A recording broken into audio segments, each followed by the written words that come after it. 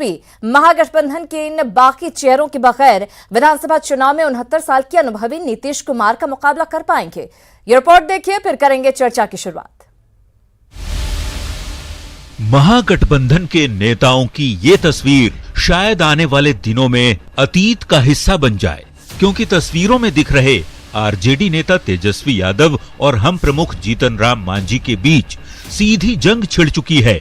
जीतन राम मांझी से नाराज तेजस्वी ने साफ साफ कहा कि आज अगर मांझी के बेटे एमएलसी हैं तो वो आरजेडी की वजह से ही हैं।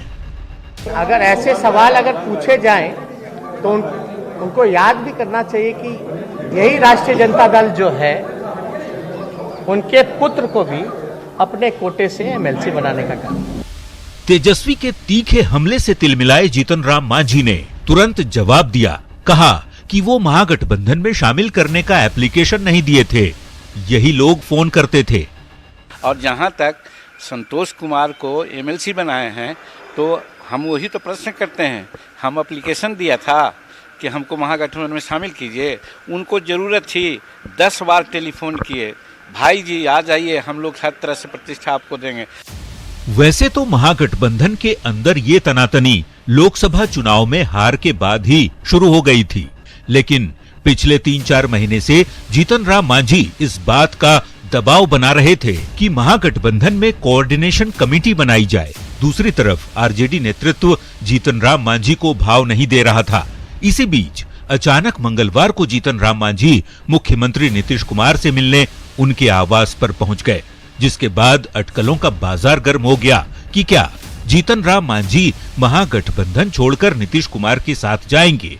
फिलहाल महागठबंधन में स्थिति ये है कि जीतन राम मांझी की तेजस्वी से ठनी हुई है और जीतन राम मांझी के साथ ही वीआईपी के मुकेश सहनी भी दिखते रहे हैं, जबकि आरएलएसपी के उपेंद्र कुशवाहा का स्टैंड अभी पूरी तरह साफ नहीं। हालांकि आरजेडी के कांग्रेस के लिए राज्यसभा की सीट न छोड़े जाने पर आरएलएसपी के नेता अपनी नाराजगी जाहिर कर चुके हैं। ऐसे में सवाल है कि क्या 30 साल के तेजस्वी महागठबंधन के इन बाकी चेहरों के बगैर विधानसभा चुनाव में 69 साल के अनुभवी नीतीश कुमार का मुकाबला कर पाएंगे। न्यूज 18 के लिए पटना से रवि एस नारायण के साथ अमित कुमार सिंह की रिपोर्ट। तो बिहार की राजनीति से हर रोज एक नई अपडेट सामने आ रही है, वो भी ज्यादातर अपडेट जो है महागठबंधन से जुड़ी हुई है। जिस तरीके से बार पलटवार का दौर चल रहा है उससे आसार कुछ अच्छे नहीं लग रहे हैं महागठबंधन के। ऐसे में सवाल यही है कि क्या आरजेडी अकेले मैदान में उतरने की फिराक में है और क्या तेजस्वी नीतीश का मुकाबला अकेले कर पाएंगे। हमारे सभी मेहमान हमारे साथ जुड़े हुए हैं, चर्चा की शुरुआत करेंगे। अरविंद निषाद प्रवक्ता जेडीयू हमारे साथ जुड़े हैं, बहुत स्वागत है आपका। दानिश रिजवान हम प्रवक्ता हमारे साथ जुड़े हैं, आपका भी बहुत स्वागत है। अभिषेक झा आरएलएसपी प्रवक्ता हमारे साथ जुड़े हैं, आपका भी बहुत स्वागत। शक्ति यादव आरजेडी विधायक हैं, आरजेडी की तरफ से अपना पक्ष रखेंगे, आपका भी बहुत स्वागत। और साथ ही राजनीतिक विश्लेषक प्रोफेसर नवल चौधरी हमारे साथ जुड़े हैं, सर आपका भी बहुत स्वागत है।